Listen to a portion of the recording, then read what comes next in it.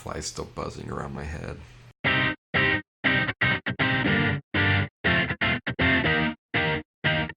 Welcome to 33 Tangents, a roundtable discussion covering a wide variety of topics from digital analytics to working remotely to current happenings in business and technology.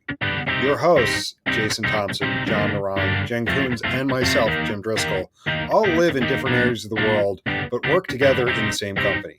Our regular day-to-day conversations often go off in various directions, and the goal of this podcast is to share our ideas and find new ways to engage with others.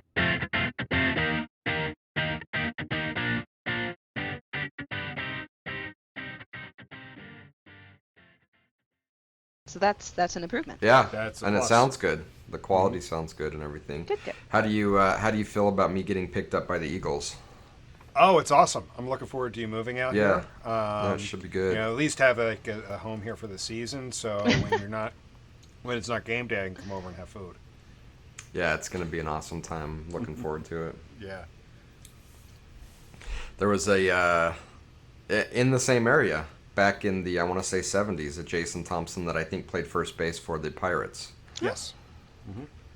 I think we may have even mentioned that on a previous podcast. Yeah, because I think we talked about famous people that share our names. Yeah. You brought him up. I brought up that there's a PGA Tour player by the name of James Driscoll. We don't know if there are any famous other than our famous Jenn Coons. Whereas your famous Jim, your last name at least is in Stranger Things season 3. Oh, I didn't know that. The crazy rat lady, her last name was Driscoll, and it was on the mailbox as they drove up. So congratulations. That's hysterical. Which made me think of this old Simpsons episode where they're watching the new lineup for the fall TV shows, and it's like your typical police procedural, and there's a character in there named Homer Simpson. And he's suave, he's well-spoken, and whatnot. So, of course, Homer starts acting that way, and everyone starts treating him that way because the character's named that way. And then about halfway through the season, they change him up.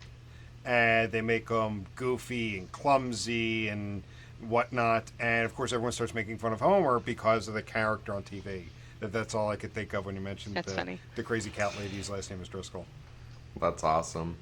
Now, Driscoll is more like Irish. It is Irish, right? Yes. Is it?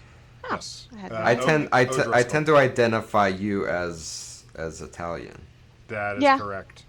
You got that New Jersey Italian thing going.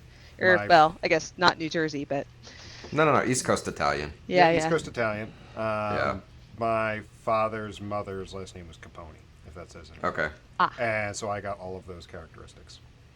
And then I have the Irish last name. That's a good Italian last name. Sounds Sicilian. Yeah. Yep. Well, it was funny because I don't know if I ever told you this story, and I think this will actually be a good segue into our topic today. At one point, I'm working for a software company, and we just picked up our first European client, major client. So they're trying to quickly build a team over there, but they needed to send 2 people over for 3 months to really help get things moving. So I volunteered for it.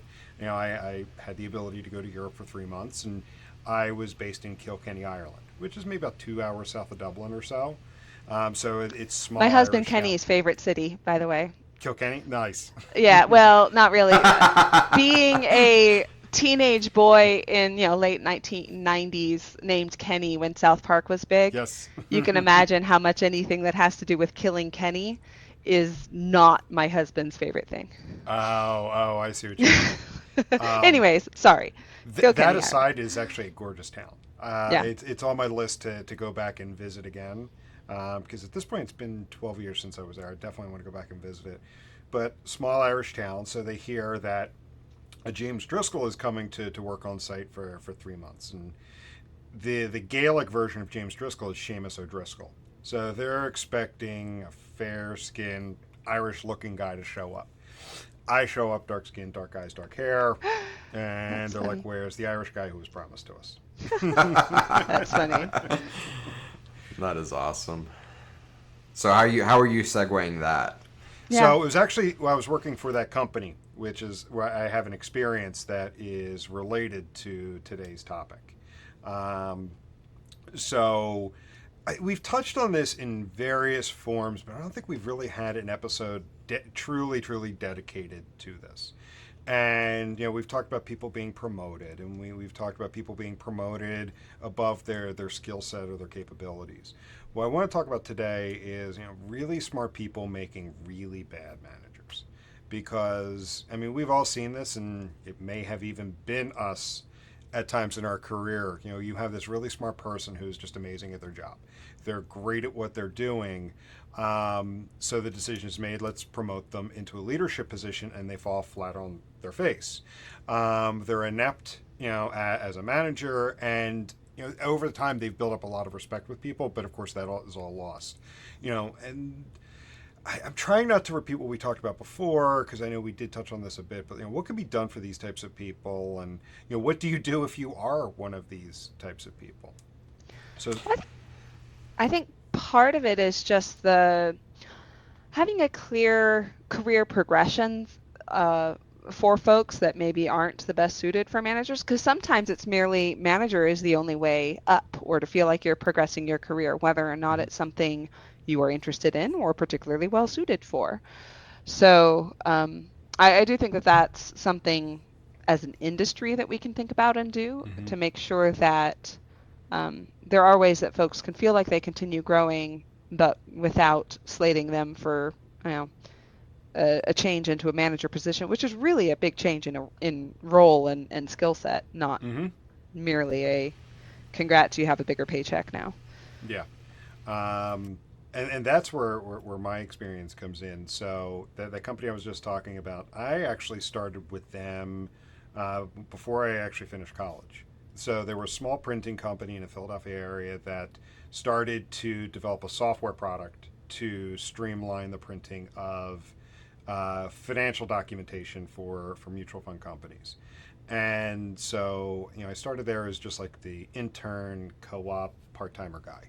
And I started there just before I started senior year in college. And a funny tangent on that is, so I had taken all of my core courses up in junior year. So I am done with all of my core courses going into senior year.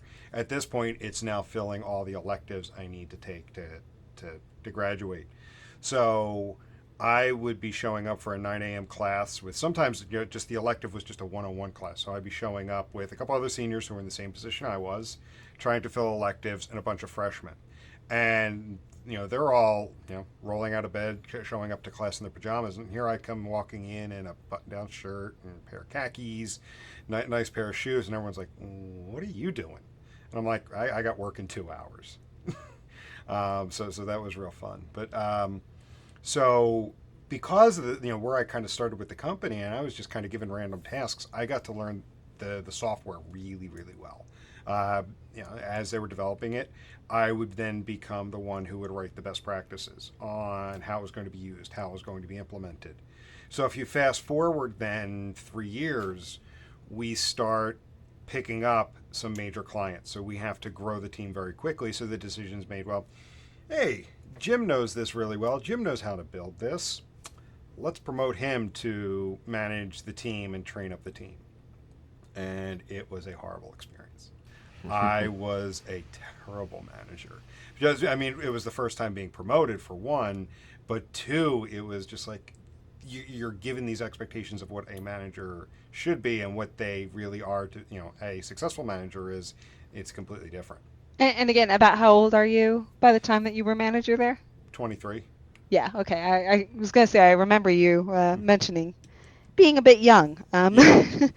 So you also have all these expectations of what you think a manager is. Oh, there's someone who comes in and says, you do this and you do that. And, well, I thought I told you to do that. And it's more than just dictating. So it was a tough experience, and one I think I learned from. At least I hope I did. But it was interesting nonetheless. Yeah, it's such an interest. There's so many different ways we can take this conversation, and I think it's an interesting timing, given I think yours and Jen's conversations and some of the conversations that we're having internally around how do we recognize growth, because I think that's a key component that leads into this, is that oftentimes the management chain or path is used to recognize growth. And it's just kind of what we've accepted. And I think Jen, I can't remember if Jen or Jim, as you mentioned, it's like, well, we're principal consultants. Where do we go next? Right. And again, it's kind of that mentality that a change in title specifically into management is the career path. It's there's more money, there's more responsibility, there's more dot dot dot. And I think two problems come from that. A lot of times you get really talented people that honestly have no desire to be in management, but they make that decision because that's the only path that there is for me to be recognized for my additional value that I can add to a company. So I think that, that's one thing that has to be addressed. And then the second thing, which I think is a huge one, and we've probably all fallen victim to, is a company or a manager that has probably gone through this same experience, doesn't know any better, and says, oh, Jim's a smart guy. He knows this. I'm going to promote him to a manager. The assumption is he's going to magically know how to be a great manager.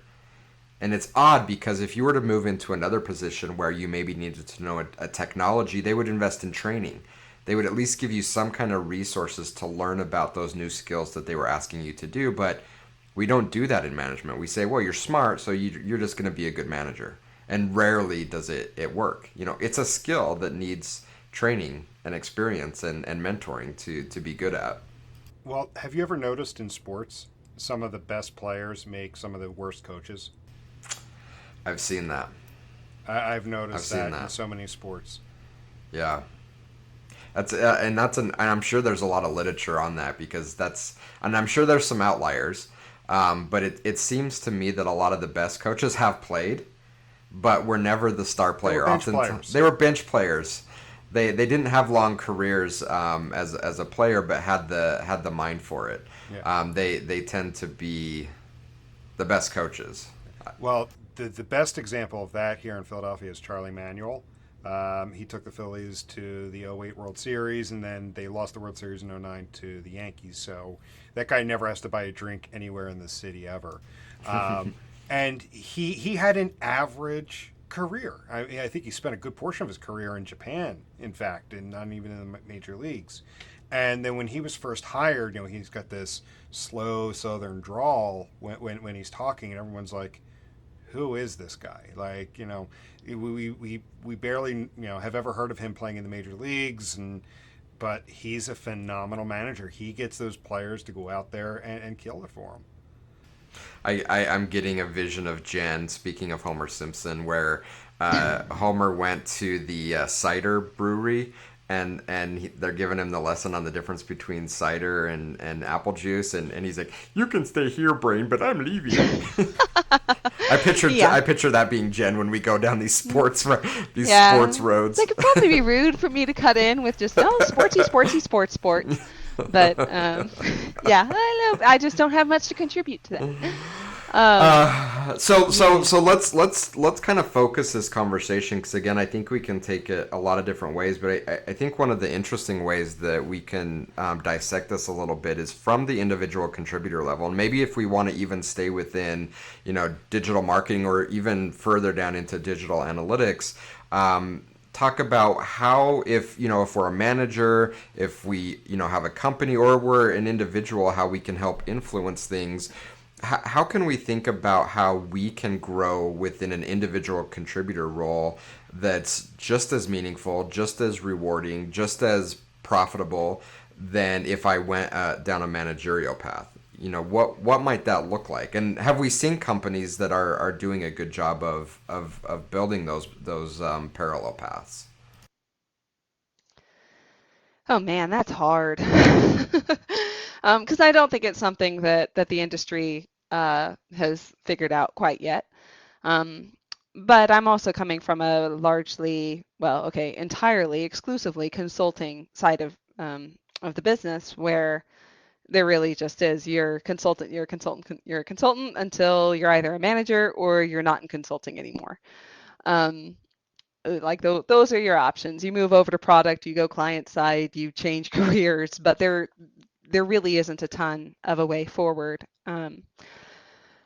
So yeah, I that's definitely not an answer. It's merely, I guess, an observation that, especially from the consulting side, you can definitely become a better consultant, um, but it's just more of the same, perhaps a little more refined, a little more expert, or What have we you branch over. seen on yeah, what have we seen on the client side, either from personal experience or, one of the great things about working in services is we get a window into Sure. lots and lots of different companies.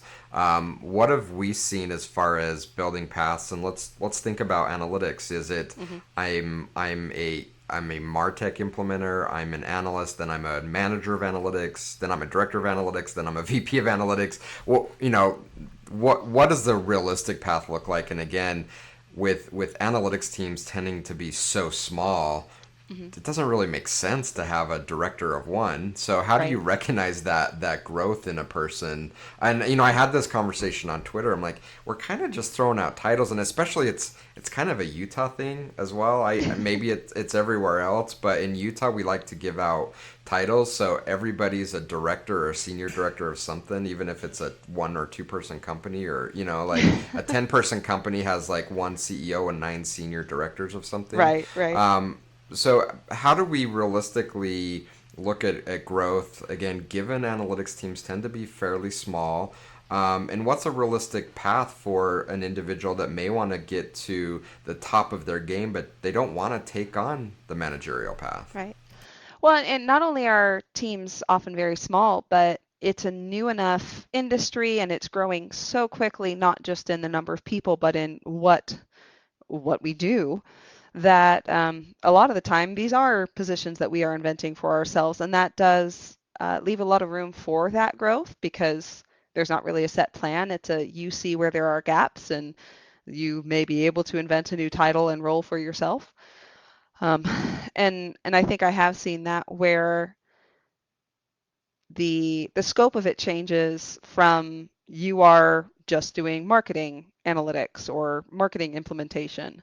And then, well, the industry no longer considers analytics just a marketing thing, and we need to consider the whole data ecosystem. And you're the one, best suited for this. So congrats, you are now the, VP of data, kind of like that sort of growth where it's not necessarily managing, though it could be, but it is expanding the scope of the analytics practice from being just a marketing thing to being a marketing product, UX, uh, big data, like all of these different things that should all be using that data. Um, and somebody needs to step up and be that person who connects all the ecosystem pieces at a lot of companies. So I think that's something where that's not necessarily a management thing. Yes, you might have more people working under you or around you, but it's a role that we need a lot of folks to step up and grow the role itself, because organizations definitely need someone in that mindset. Jim, thoughts? You're pondering. Pondering, yeah. Unfortunately, really don't have anything additional It to that. yeah, it's such again, I think it's such a tricky thing, and words end up meaning a lot, and I can see both sides of the story. And some of the feedback that I got on Twitter when we were talking about this is that not only does kind of moving into a management role and giving that title help give fulfillment to people, but it also unlocks opportunities. Whereas, if you have a role of implementer or analyst, you may have a hard time talking with a senior VP at a company. But if I have a role of director, maybe that opens up doors, even if it's just title alone. So I think, one of the most important things as we're talking about moving individuals into management roles is really being clear on what the expectation is. And from a management role, are we saying, well, okay, this means you now are responsible for people, and that has an HR component, that has a mentoring component. You're now responsible for setting and driving vision, or is it more of a in this role, this title is kind of a management-esque title, but it's really more about your level of expertise and unlocking opportunities for you to sit at larger tables within the organizations. Because I think we've seen that a lot in companies where, we go in and we may work with the director of analytics. They have no direct team. They have no people that report to them directly. There may be dotted lines, but they are asked to kind of drive a broad strategy. But again, a lot of times I don't think that it's clearly been communicated like this is a separate path. And we've all been brainwashed to think, but this is my path. I go from individual contributor to a team, I get people, then I get a budget, then I'm a VP.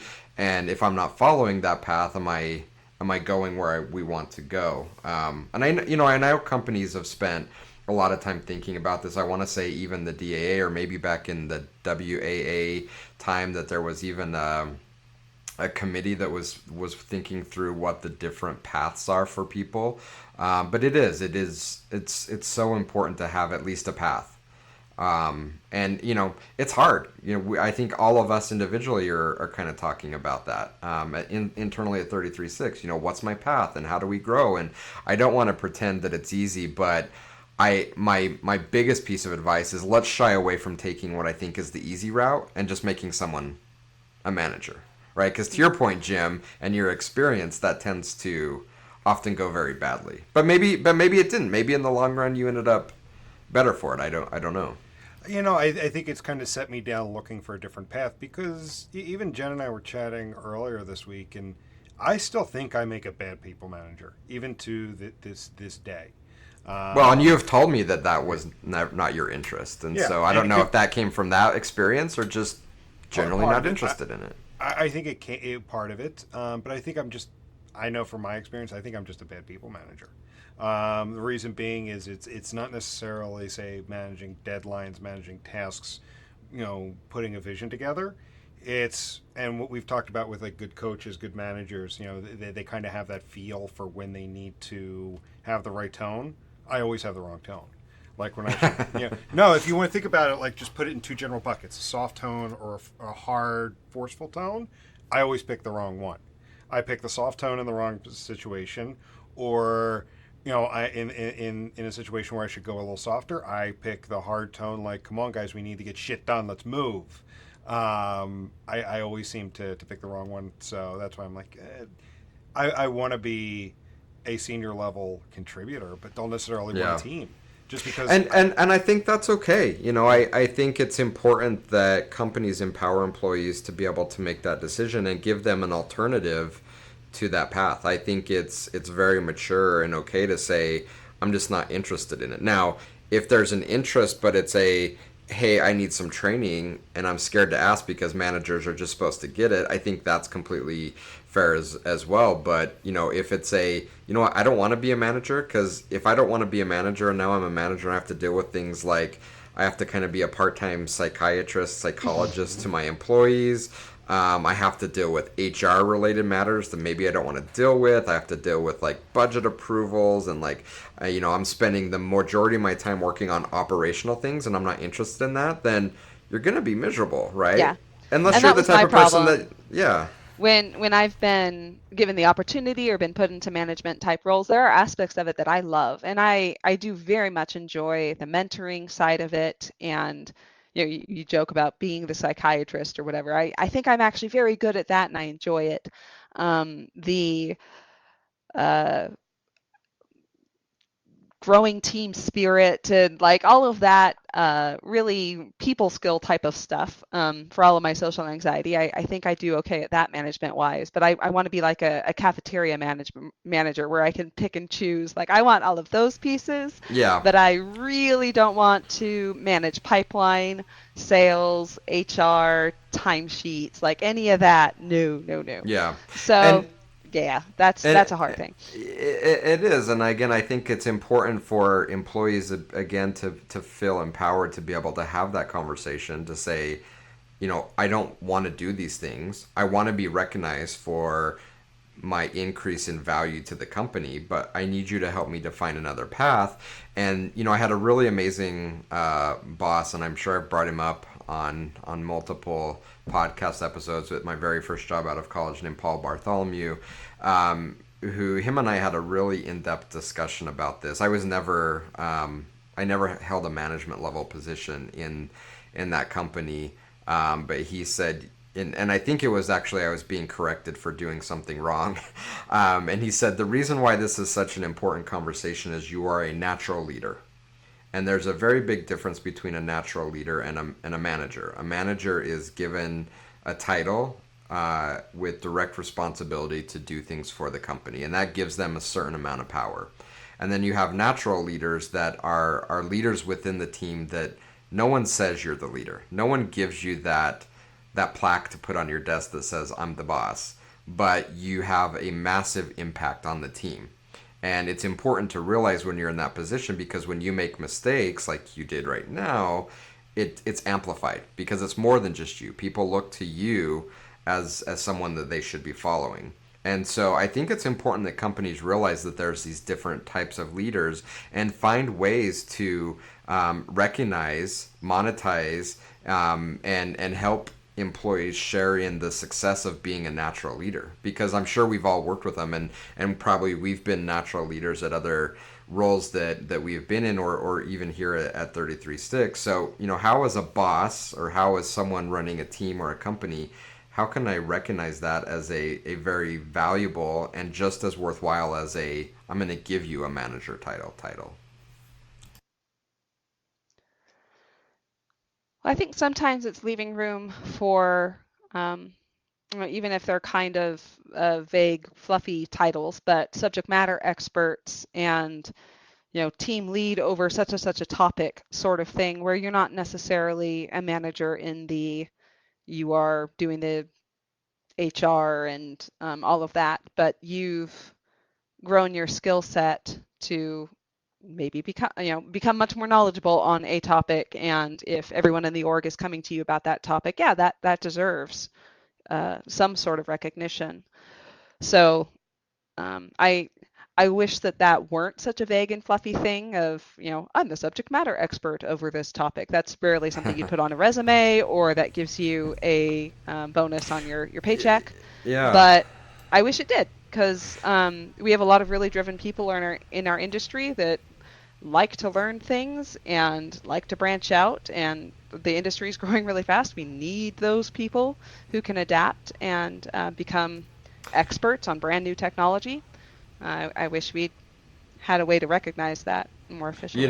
You bring up a really important point, and I'm not sure if you intended to bring this up like this or not, but my question back to both of you is, how much of it, and if it's from personal experience or just experience in general, how much of it do you think is for that future opportunity? Meaning, I really need to go down this path because it enables me for future growth. If I go to a new company, let's be honest, most companies are really, really bad at hiring. So they look at past performance, like, oh, well, Jenn was a senior director at her previous company and had X salary, so we're just going to move her up the next level.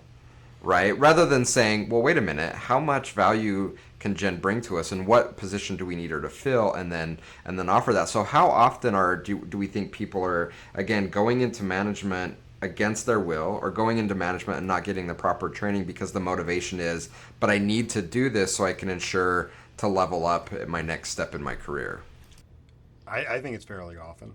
Again, if I go back to early in my career, that's what was put out there. And I think on a side note, I think a lot of it is also industry driven. In some industries, like the path is very, very well defined. Like, it's very, very established industries where I think our space is still rather young compared to others. So to Jen's point, a lot of those people are still defining what the path looks like overall for for an industry such as ours. So I think part of it is just industry driven. This is the way my industry goes, and I've got to kind of suck it up and do this right now for the title, for the paycheck. So if I move jobs in a year or two, I've got that title on my resume. So whose job is it to solve it? I mean, because I think it's a fairly complicated thing to solve. And again, in our industry, we have, a professional association, and, they've kind of been hit and miss in their ability to influence the larger industry as a whole. But, they're taking a broader view at things. I think from a vendor perspective, it looks like just by the number of people that are posting their certs on LinkedIn that Adobe and others have, it looks like, put a little bit more emphasis around the importance of certification. So, like, whose job is it to solve for this and help recognize people in this industry other than with a managerial title? I think it depends upon what perspective you look through, what perspective you're looking through. So if we look at, say, the perspective of a company, and it's my job to make sure people are happy, they're growing in their careers the way they want to, the focus then becomes, I think, on HR. HR making sure that there's paths that suit all different types of people and their career goals. And then that's just one answer, because I don't think it's just one group or one person's job to solve this. So yeah, one answer is HR. And talk about an industry that's ripe for disruption. I think HR is like Yeah. stuck in the 1970s and 80s. So side note, but to that point, we've seen this very evident with HR in that they don't know how to hire for this space. And again, what they look at is, oh, well, they had a senior director title, that must mean something. And again, I think that only goes to compound the problem and force, again, more people, because of that issue, more people into management that, to your point, Jim, may not want to be there. Yeah. Or we put people into management that may be good, but we refuse to give them the training that they need. Well, and I think I'm going to take more of the, I guess, feminist lean in sort of like it. A lot of it is up to us and to speak up and advocate for that type of growth. Because like I said, a lot of orgs, they don't yet have the data strategist, architect, analyst over multiple departments that connects the pieces or whatever. Like those roles don't yet exist, and they really should. And I know that it's not going to be a matter of folks just going to their manager and say, hey, I want to do this. But I think there is a lot of planting the seed and working towards that, that we have to think a little bit more outside of the box when we're having those reviews and talks with our managers and things like that. Yeah, it's a really good insight because it is a lot like the Wild West still. There's a lot that is left to be claimed and defined, and we could probably, I'm not going to say it because I say it every episode, but I'm going to say it. We could probably have a whole other episode on this topic. But staffing teams, and even where does the team fit? I was having this conversation back in 2005. It's 2019. We're still having the conversation. Where does analytics fit within? Where does digital analytics fit within the organization? And there's probably 50 different answers of what companies are doing. And so, I think it's a really good point, Jen, that it's on the flip side. There's a lot of opportunity for someone to take onus of that and say, okay, well, if no one else is going to drive it, I'm going to stand up and kind of define what I want. And it doesn't matter if you've only been with the company a year, you've been there 10 years. I think you're kind of on equal ground to be able to stand up and say, well, this is what I think, because no one else is defining it, right? So yeah. I'm gonna make a push to define what I think the right path is. Then I think this isn't really a direct answer to your question, but it's sort of a side issue. Is a lot of the time, I think folks might be managers or become managers simply because there wasn't anyone else to do it. That there is a lack of folks out there who have that manager skill set and also know anything about analytics. And I think a lot of the time it's merely somebody's got to manage, and maybe I'm sick of not being managed, so I'll step up and take over managing myself and others. Right. I chuckle because we can take manager of web analytics, and you could probably go to 10 different companies. Oh yeah. And the skills and the expectation for what that role are probably going to be 10 completely different things. Yep, absolutely. And I've been lucky the last 2 or 3 roles that I've been in, I've had someone managing me who actually understands the technical and implementation side of things, where frequently I've been managed by folks with maybe more of a business analyst perspective and all of that. And, it's the standard joke of, a lot of project managers think you can make a baby, go through an entire pregnancy by putting 9 people on a project over the course of a month.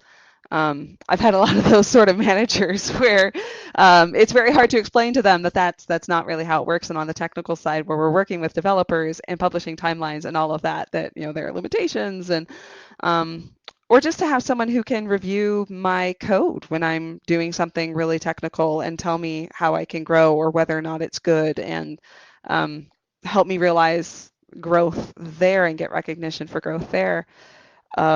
That's a very rare thing. And I'll give a call out to Matt Alexander at Cognetic that was like the first time in a long time that I had a manager over me that really got that. And then to move from that and into, or I just said, yeah, we'll edit that one out, right, Jen? We don't edit. Yeah, we will. All right. But to go from that into 33 sticks, where, Jason and like everyone I'm working with gets it, that there's a certain growth path and timelines and limitations and things that we're working around on the technical side. And I'm sure that folks could say the same for the more business side, that having a manager who really understands the analysis and getting valuable insight and not just delivering reports and things like that, it's a big thing. So I want to put this back on both of you from a personal perspective. So start thinking, and I want you to answer. Let's take the assumption that neither one of you have a desire to be a people manager. Whether that's true or not, I just want you to kind of play that role for a second here, and I want you to think about if I want to go down a different path. What's important to me? How do you want to be recognized for your growth? Both from a personal, I want to feel good about it, from a, I want to be able to profit from it, and stupid fly. And you see that fly busting my head? Yeah, Really I saw it come by, and at first I thought maybe did it fly in front of my screen, just happened to cross where you're at. Super irritating. And then the third piece being, if the industry expects to see this kind of natural path moving into management, what ways do you want to be recognized so that for either future opportunities or unlocking the levels of conversations you can be in, how would you like that to be recognized? So there's a lot, and that's really loaded, but I kind of want you guys to answer that from a personal perspective. What you need, what you desire. Jim, you should go first. I talk too much. Okay. This is just going to be a stream of consciousness. It's not going to necessarily be organized. Um, you know, recognized within the company, it's more along the lines of being. What's the word to use? I don't want to say enabled. It's not that. And I want to use empowered because it's very cliche. But it's being able to contribute at the strategic level. Mm-hmm. It's being able to help take, say, a chunk of the team, the department, the organization, or even the company's strategy, and being able to contribute to that without necessarily having to be a people manager. There's always the financial component that kind of comes along with the contributions. So those are the two things, but outside of that, say outside the company, because then the question is always how many people have you managed? How big is your team? And that's where I'm struggling with at the moment. Yeah. Because that does change future conversations, right? Because you're often asked that in job interviews. And even if not, especially like in consulting, title often matters, or some kind of experience matters to allow you to sit at different levels of conversation. So, and if we came back and said, you know what, the answer is title, then that's fine. But Mm-hmm. are there other ways potentially that it can be recognized and unlocked, so that again, whether it's your current role, expanding kind of the recognition outside that you deserve, or if it's for future opportunities, that you're not undervaluing yourself because you can't answer, well, I managed a team of 50. Yeah, I mean, I think it's got to go with the title then. The title that you then match up with. Well, when I was there over this time, I led, say, these strategic engagements. So if we think like, let's just focus on consulting work. I led these strategic engagements. Out of the top 5 biggest clients we had, I led 3 of them. I contributed to these areas of the company's strategy. I delivered this at X, Y, and Z, and then you have the title that the hiring manager may be the only thing that they're looking at. They see that as well. Yeah, and I think the big risk to that is, again, outdated HR Mm-hmm. companies, departments, companies that don't know how to hire. You maybe don't even make it past the first filter, even though you're highly qualified. But if you have, Exactly. a hiring manager that's going to invest the time into really getting to know Jim and what you can do, then it's not an issue. But it's again that initial filter that oftentimes people get pushed through that management chain so they can pass that initial filter. Mm-hmm. Well, I think for a lot of folks, it's even just a matter of knowing, especially again in our industry with a lot of motivated learners and adaptable people and stuff, that it's being given permission and feeling like you have a chance to learn and grow, even if it isn't a title change or anything like that.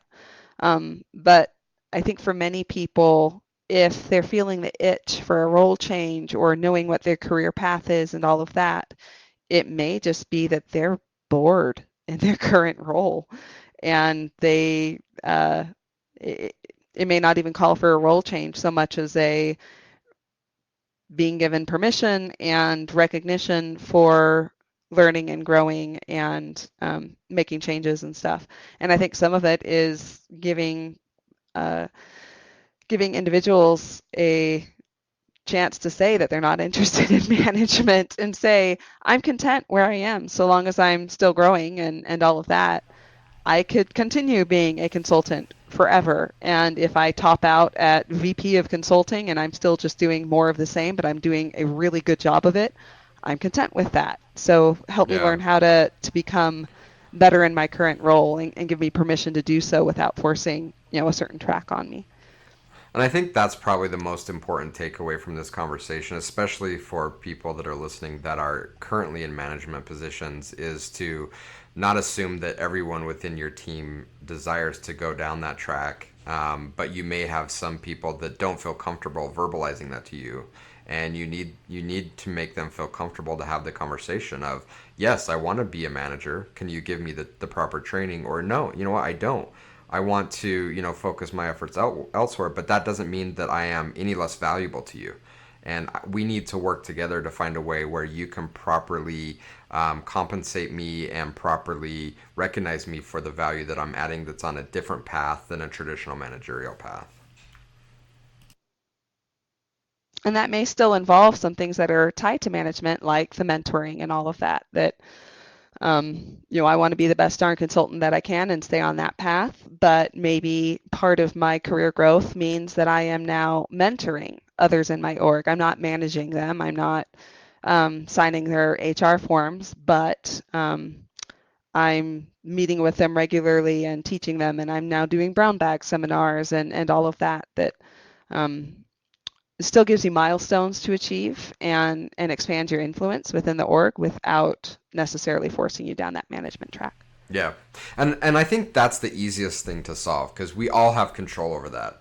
right? As an individual contributor, I have control over having that conversation with my manager. As a manager, I have control over recognizing the importance of these multiple paths, and I can put that in play, at least for my team, if not influence larger within the company.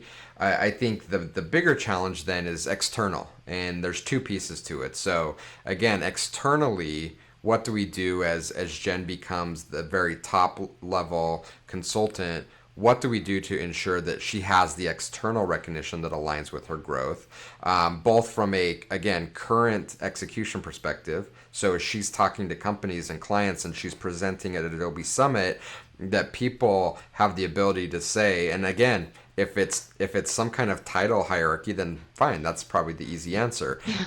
So We just make up more titles. Our industry is good at that. I don't like that being the path, but it seems to be the path of least resistance.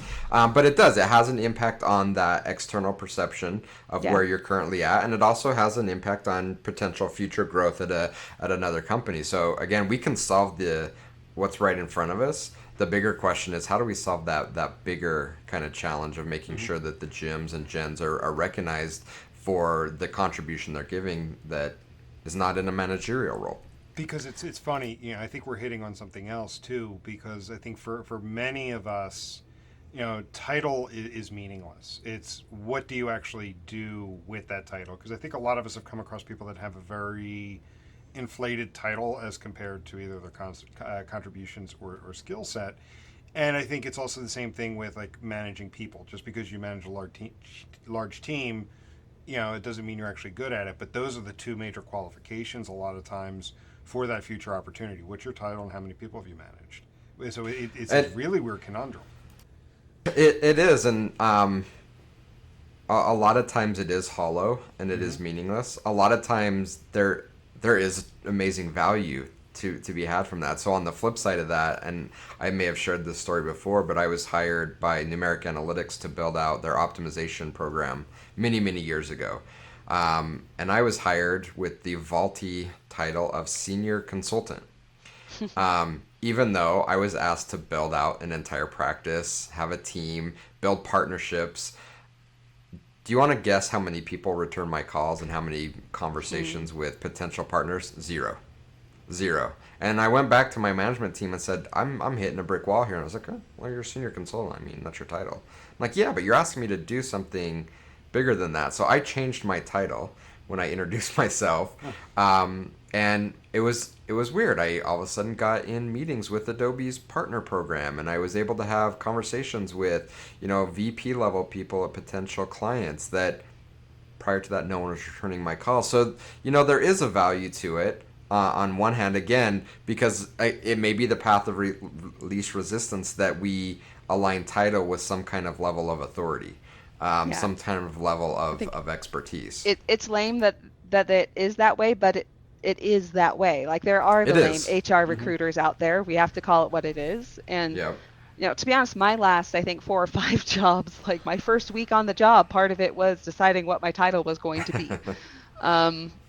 So it is really lame that so much stress is put on it, because principal consultant could mean something very different at a lot of different companies, but that's going to be the word that the HR algorithm picks up that chooses me. Well, let me flip it to you, Jenn, because I've seen this feedback as well. But to your point, I've seen several consulting agencies that have ran into this conundrum, and so what they do is they give the title.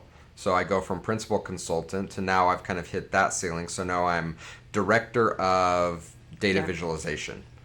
I don't have a team. I don't have budget responsibilities. I'm not setting the vision for that organization, but I'm now something bigger than just principal. On the flip side of it, sure, that may open up conversations, but on the flip side of it, I've heard from companies that said, wait a minute, I don't want your director on I want someone that actually is going to do the work, right? It's true, right? So like, how do you balance those things out where, when you start getting those management titles, it kind of comes with the notion of, okay, that's cool, but I don't want them working, and again, we're coming from a pure services standpoint. I don't want your director of data visualization on my account. I want your principal consultant on my account. basically you end up printing yourself multiple sets Yeah, of business multiple cards. titles. Yeah. Well, I think it's why a lot of agencies have directors and then group directors. Have you seen that? I haven't. So one agency I was with, or at least the agency side of one company, you had directors and then group directors. So the directors were those senior level contributors. On a side note, I think they overinflated titles. That's another conversation. But then they had the group directors, so they're the ones that manage teams. That makes sense. Yeah. And yeah, yeah. So but So it's it's a one of way of those. handing out that director title. There isn't really a industry standard for that though, or for any of the titles yet. So right, right. it's hard. I had a visual, Jen, as you were talking, and this goes counter to my view that we shouldn't play different roles. That we're just I'm Jason, you're Jen, but I had a visual. So not only am I playing Lego Marvels, but my son and I are playing Lego City Undercover, and They're so fantastic you games. They really are. an amazing game. They're all great. So on Lego City Undercover, you're Chase McCain. You're this police detective, and you have these different disguises that have different capabilities. And you kind of, depending on what you're trying to solve for, you kind of shift into a different disguise so you can have a different capability. Is that kind of what you're saying? It's like, well, depending on the situation, maybe I go from principal consultant to this other title in order to be able to solve the specific mission. Yep. I will admit that I have introduced myself with different titles on different calls on the very same day. Like that's something I have done. So I guess if I can only have one title on LinkedIn, maybe, but Well, I that do would be an think there's a put interesting. on a different hat kind of.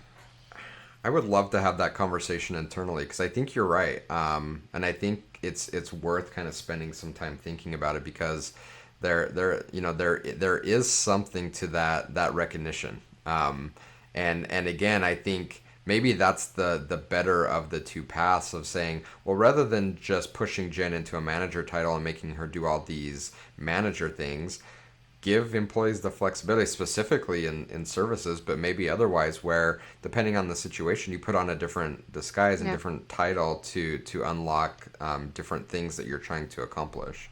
Yep.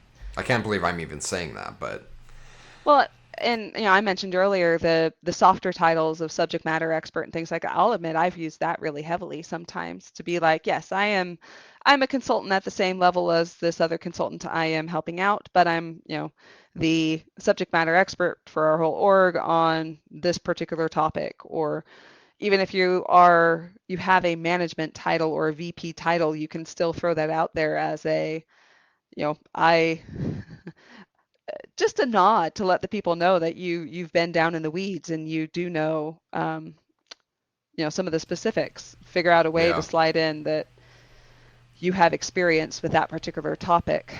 I think can make a big Yeah. difference. So I mean, this is a really important conversation, and as always, I don't know that we solve these big complex things, but um, if nothing else, I think the one thing that we've brought up is that at least on a micro level, some of these things should be talked about, and I Yep. think oftentimes they're not. And again, as an employee, you should feel empowered to be able to drive that conversation to make sure that you're setting the path for your career that works best for you, and not just assume that there's a single path from individual contributor through manager. And as a people manager, you really have the responsibility to train people that you're promoting into management, but more important to that, to really understand your team at an individual level and understand where they want to go. And if their path isn't the traditional managerial path, it's really on you to help define one. And it'd be great if you have that support through your HR, through your company, but if not, you shouldn't throw your hands up. To Jen's point, like, define it. You know, what's the worst that can happen? You get reprimanded for it?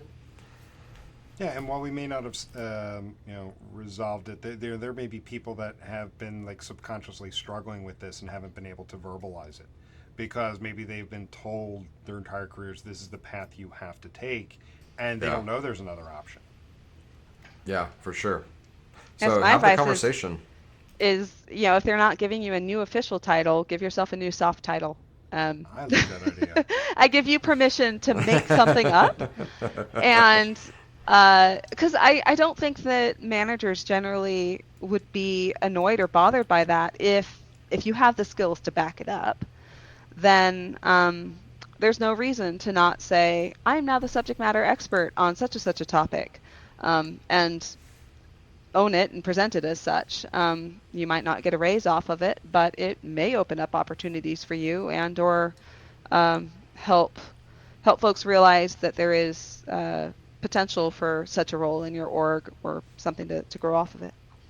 And now that Jen brings it up, I'm going to admit that I've used at least 3 at 33 Sticks. I've used CEO, I've used co-founder, I've used practice lead, and I didn't think about it at the time. Well, I thought about it, but I didn't think about it from a shifting title perspective. I thought about, okay, this person doesn't want to hear that I'm the CEO of a, less than 20% company. So I'm going to change my title to something else, or, so I've done it subconsciously as well.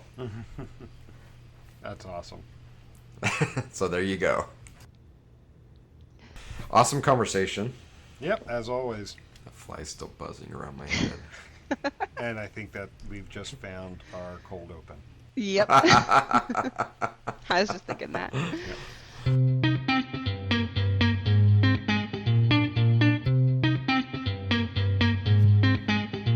Thank you for listening to this week's episode. We hope you enjoyed it. If you'd like to reach us, you could do so by emailing podcast@33sticks.com or on the web at www.33sticks.com. The 33 Tangents podcast is a production of 33 Sticks.